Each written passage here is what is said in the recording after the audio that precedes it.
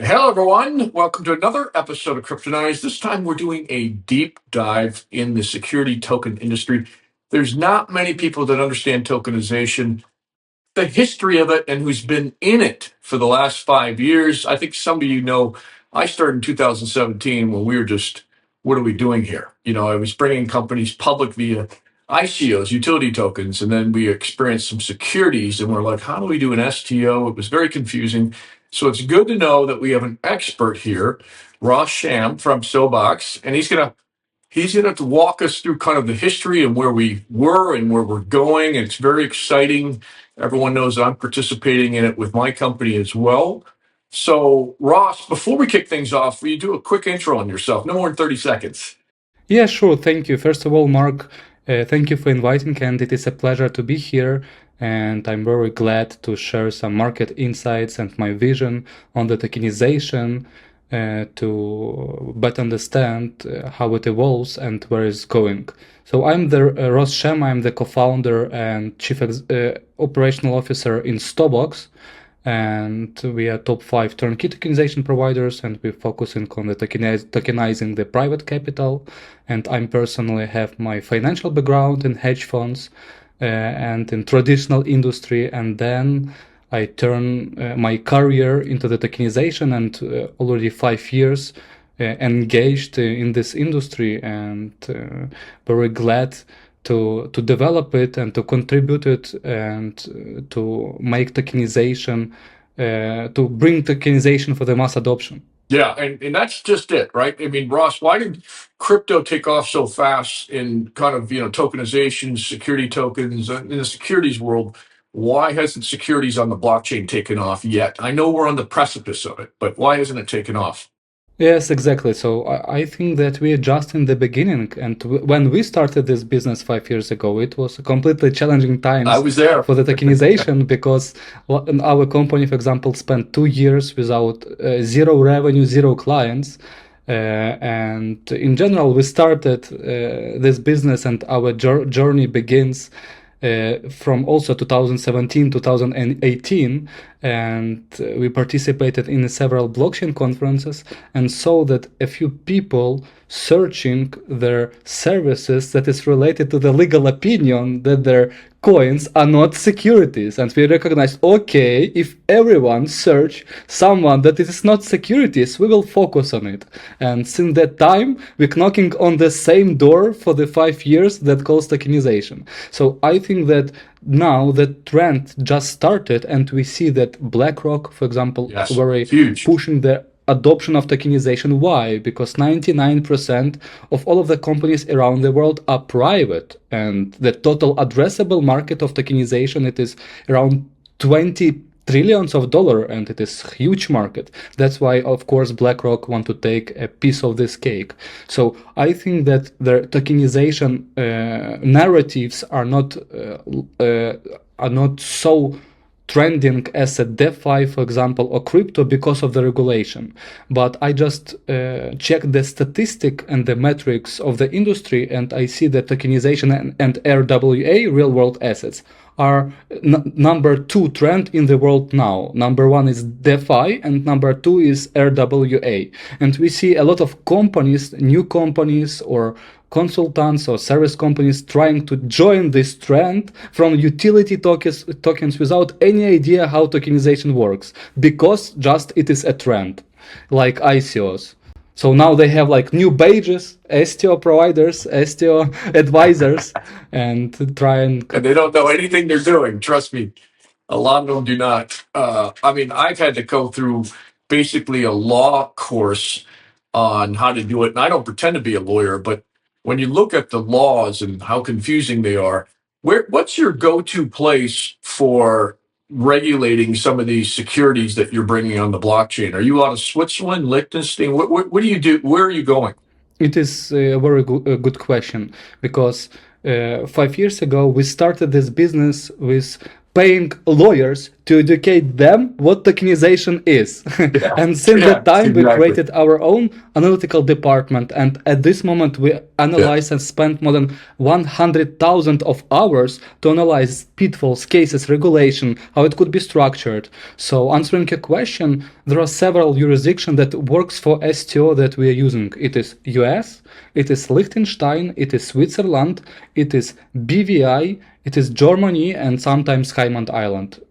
So it is like the Yeah. most recognized jurisdictions where tokenization is possible. And of course, we have the Asian region, right? It is different world.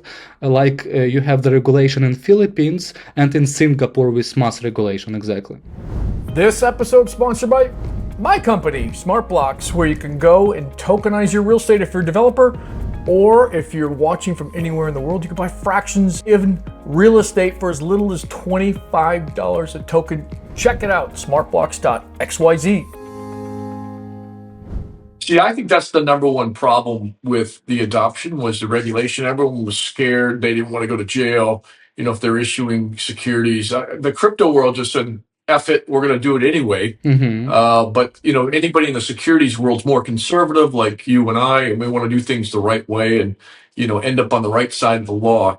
So we've been a lot more cautious. But I think you're right. There are some places. I will add Dubai and El Salvador are up and coming regulators that everyone should be watching because they're very open to this and putting things in place that allow this to happen quite easily and without having to go to every jurisdiction on earth to kind of get your project approved. So I like what they're doing as well. In regards of Dubai, sorry for interrupting, I spent there around 2 years and also participated in several roundtables with the regulator, and they're talking about the regulation of security tokens in Dubai to be able to act as a jurisdiction for the STO, but it is not ready yet. So I'm also trust and hope that it will be available soon as one of the options, but it is still in talks.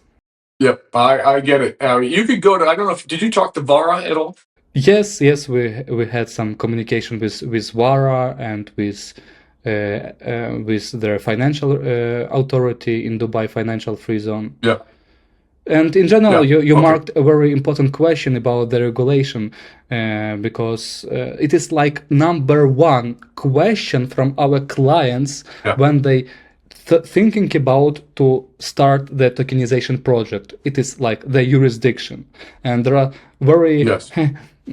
we have like very complex case with one of our clients that conducted their security token offerings unregistered for more than 200 countries with more than 1 million of people as the investors, and we tried and work with them to make it feasible and to make it legal. Wow. That is unbelievable. Did it work? Did you guys get that done? Yes, we do.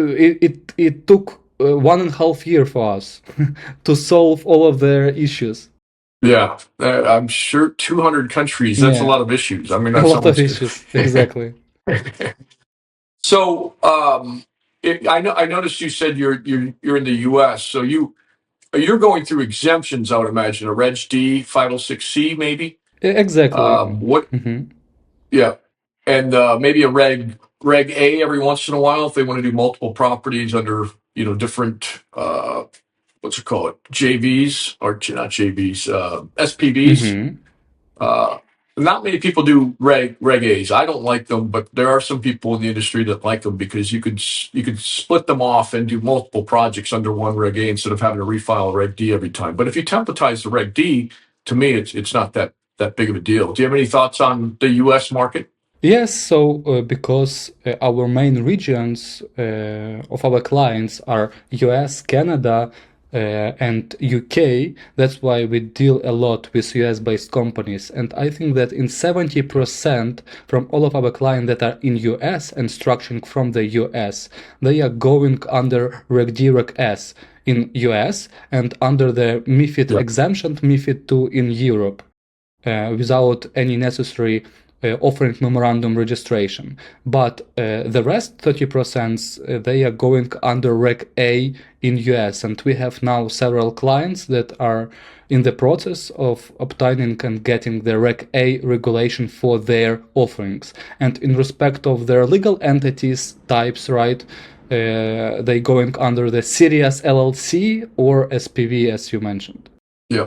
Okay. And the Reg A, why would they go Reg A? Do they want to do multiple properties under that, or is there some other reason? Yes, exactly. To have their multiple properties or to make their STO process more complex, because we had like one request from our client that is still in communication with their authorities in US to get their approval for Reg A to structure their STO as an accusation, where their investor can place a bid for their STO for the security of offerings, and once their accusation will be conducted, their issuer will approve some of them, a part of them. Yeah. And how long are you seeing it take to get a Reg A through? Because a Reg D is pretty quick, but what about a Reg A? It is like from 3 to 6 months in average, I think. Yeah. All right. I mean, that's going to be a big project, or you have a portfolio of projects you just want to do under one regulation, and it's a little easier to market a Reg A security because it's an extra step that you take that you don't with the Reg D. Reg D, you got to stick with accredited investors, at least in the U.S. With a Reg S, which you mentioned, and I forgot to mention, that allows you to sell it internationally, and the rules are a little looser for that. All right, let's move away from regulation to my favorite topic is how do we make this thing cross the chasm and go full steam? I see it already. I mean, you got BlackRock talking about it. You got most big institutions talking about it. But Ross, how do we get the institutions on our platforms in order to start buying these tokenized assets? Because then it's over. It's game over. If the institutions are buying and they want to, because they're saying how much easier it is, how much more efficient, how much more effective it is. You're cutting out a lot of middlemen, you're cutting out a lot of fees, and you could trade those tokens in secondary markets that were not tradable before. Where do you see that happening, and how do you see that happening? Yeah, thank you for this question. So I divide it in two parts, right? The common investor, the public investor, and the institutional investor, accredited investor in US. For both of the option, I think the key value, it is their education about their tokenization, because tokenization, it is not a bottom money, right? It is just a tool how you structure your deal, because through the tokenization and through having your securities on a blockchain, you have one platform, your platform, right? Doesn't matter what provider are you using, to talk to this world and to promote your company activities, and to be able to sell your company stocks, your private shares, right, to anyone around the world by their laws in each country. So I think that the key point, it is education, and to have like BlackRock narratives and pushing, of course, it benefit all of the ecosystem. So I think it is about not competition inside the tokenization, but collaboration, to contribute to the industry, to educate, to share your knowledge, to be very open, to be able to onboard the institutional grade clients, accredited investors, public investors, because I personally think that it is a great instrument, the tokenization in general, to invest, to diversify your portfolio. Of course, it will not give you like hundreds and thousands % of yields like in meme coins, but it is a great tool for diversify your portfolio, because sometimes for crypto advanced people it is very hard to explain why they need to invest in tokenization and not in meme coins, right? Of course, you need to have this diversity. Well, I mean, I say security tokens or tokenized assets are the exact opposite of meme coins. One is just BS. I'm sorry, it's a pyramid scheme, and I'll challenge anyone on that. On the other are securities that are backed by something real, tangible. These are assets that have made people millions and millions over a millennia. And So, protection by the you got laws. yeah, and they have dividends for the most part, right? You're getting a check every month. The meme coin phenomena is just, to me, I don't know how to relate it, because the only thing I can relate it to is these pyramid schemes that pop up every once in a while. Yes, you got people putting money into these, and it goes up and up and up, and it goes really, really fast. But more people lose money from it. And the economics are simple. It doesn't produce anything of value. It's not producing revenue. So it's literally relying on people to keep putting money into it. So at the end of the day, if it's not producing any value, then for sure the money, and then along the way people are taking fees. The exchanges are taking fees, so it's actually getting less and less valuable just by being traded. So people in this scheme can only profit when other people get in. And to me, that's a definition of a pyramid scheme. Eventually, it's going to fall apart, like most of them do. The only ones that's been able to survive, I think, Shibu token and Dogecoin for the long haul. And then you've got the up and comers that pop for like 2 weeks and then it go back down. So be very, very careful with meme coins unless they build. The only thing I can see is if they build a community around it that has additional value that produces revenue eventually. Otherwise, what are you doing? This is you just invest in air. Just send me a check. I'll bottle up some air and I'll send it to you, because it's the same thing. You're not getting anything. Yes, exactly. I completely agree with you. And by the way, after the FTX crash, we received significant interest in Starbucks and in tokenization, because people understood that it is a time to research what is tokenization, what is security tokens. You are protected, you have yields, right? You're going under offering memorandum, so like it is a better picture for investors and you are more protected than in common crypto. And also you mentioned about the tokenization in general, and I see like two different worlds. The first world, it is the tokenization of T-bills, of treasury, of bonds, like Ondo Finance, like Centrifuge. And my personal opinion, it is not interesting for me, because it's like, for me, easy peasy stuff to tokenize existing public companies, for example, Apple, Microsoft, to put them on chain and to have this opportunity to share this opportunity, for example, with African region that is unbanked and can utilize blockchain.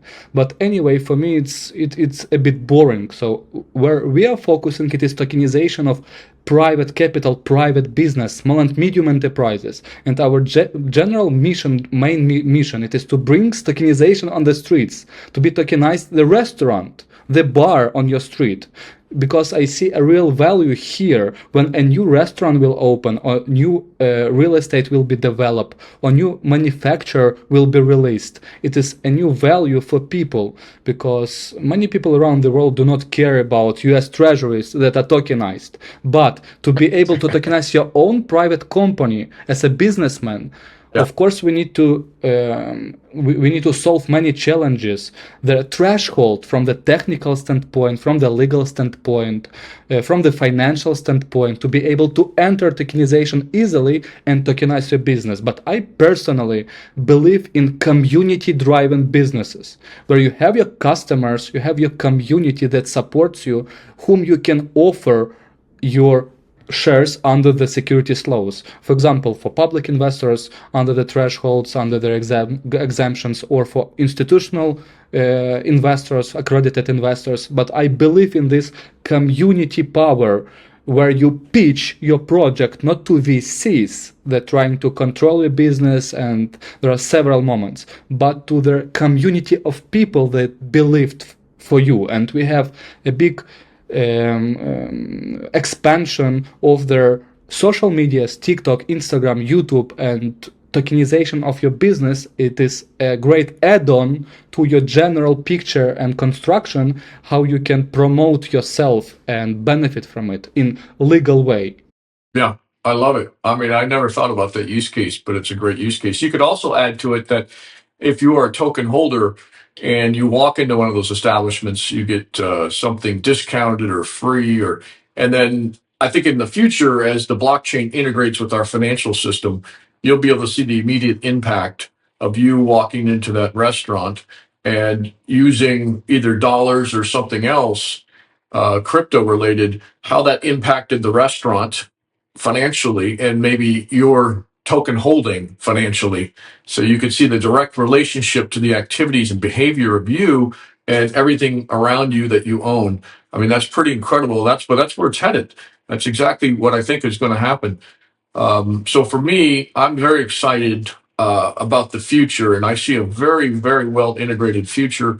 I'm more focused on the real estate side, where I see title insurance being eliminated, all these middlemen being eliminated. I once mapped, because I've got a real estate background, a commercial real estate process, and there's like 232 touch points. If you've got it all on the blockchain and you've got smart contracts, you can eliminate about 90% of those steps and a ton of money and a ton of time savings, because all the due diligence is on chain. What are your thoughts about the future of what tokenization is going to do for the world and specifically in the financial system? Great question. I think it is community engagement. And you mentioned a great example. Imagine you have the restaurant, and because your shares are on the blockchain, you can build their gamification or community engagement. For example, for those people who invest $1,000, I will open some unique menu of my restaurant. For people who invest more than $100,000, you'll be together with me on New Year party on my table, right? Together with me. So you can build this gamification and community engagement. And tokenization, it is not just about the fundraising. It is in general how you operate your private company, because you have your shareholder list on the blockchain. It is easily reporting. You can pay dividends in one click. You can build the cap table management. You can build the voting. So it brings a significant simplification for the business itself of operating, not just for the fundraising purposes. So I see that tokenization as a tool will have a big impact on common businesses, and maybe it is one of the tools and one of the ways how in general financial system will evolve and bring more money within the system and create more money, right, within the system, like to open a new market, how you can leverage your activities. And by the way, we conducted in Starbucks the interview with head of blockchain in London Stock Exchange Group, with vice president of Nasdaq exchange, with top management of their Security and Exchange Commission, and all of these guys mentioning that all of their financial instruments one day will be tokenized. So it's a fact. So any day it will be tokenized, anyhow, right? So we just need to think about this and to understand how significantly it will impact all of the financial system, because we see that BlackRock already twice tokenized their fund, Yep. right? And by having such as big examples, we will see how it will evolve and bring new people, new investors that will enter the tokenization industry because big guys did these cases. Yeah, I mean, if you look at what they did with Bitcoin and the ETF, as soon as all the institutions announced they're having a Bitcoin ETF, look what happened to Bitcoin. With tokenization, it's going to be the same thing. Once I think we need to become a little bit easier, and I blame the SEC for that, at least in the US. It might be easier abroad, but as a US citizen, you got to go through all these checks, and I know they're important, but I don't go through half of this pain when I'm setting up an account to trade stocks. This is a totally different level. I think we're being treated differently, and that's because our attorneys are overly protective of what we need to do. But regardless, when I look at what was going to happen in the future, I do think it's the big institutions that are kind of going to lead the way, unfortunately. I wish it were us. We're doing our part for sure, and eventually we'll take over because we're the true innovators and this is our space. But the validation when a BlackRock says the future of finance is tokenization is huge. I just keep playing that to my customers, and they're like, look, if he's saying it and these guys manage more money than anybody, then it's going to happen. It's just when. Me too. When is it going to happen? My prediction, it's going to happen probably 5 years, at the longest 10 years, just because of the inefficiencies of how it's done today. When you look at, I think, the financial institutions getting involved and changing their systems, that'll force government to do the same. And then we have one cohesive system where everything's talking to one another. You got cross chains talking, all that's coming, and that world I can't wait to be in. How about you? Exactly. For example, in Switzerland, their security tokens on the blockchain are already connected with central depository of the Switzerland, or you can make you can send their initial capital of your company in bitcoins. You can deposit in Ethereum, so they are well connected, and I think it is a great example. But I see number one obstacle of leveraging the tokenization, it is their education. Because, for example, I just came from Paris Blockchain Week, where Stobox was nominated as a best regulatory innovation of the year. And I have seen around 4 tokenization providers with their booth, right? So as a participants, but they have no idea what they're doing. They are not advanced in tokenization at all, and I'm very concerned. Or for example, I'm currently Stobox is applying for DeFi Llama. It is like their most recognized analytical tool in blockchain. To be onboarded in RVA section with our TVL, with our total value locked, with the asset that we tokenized. And so I'm communicating with market professionals, with advanced crypto users, official representatives from DeFi Llama that are dedicated and responsible for onboarding company in RWA, but they have no idea what tokenization is. So I am speaking with these kids and they understand nothing. So I need to educate them from scratch to be able to onboard there, because for them RWA it is like Ondo Finance with T-bills, but they don't see the full world how it operates. Right. I know that's why I do this video channel. Probably why Exactly. you do yours as well, because the more we get people used to this and educated on it, the better for all of us. Because you're right, a lot of people.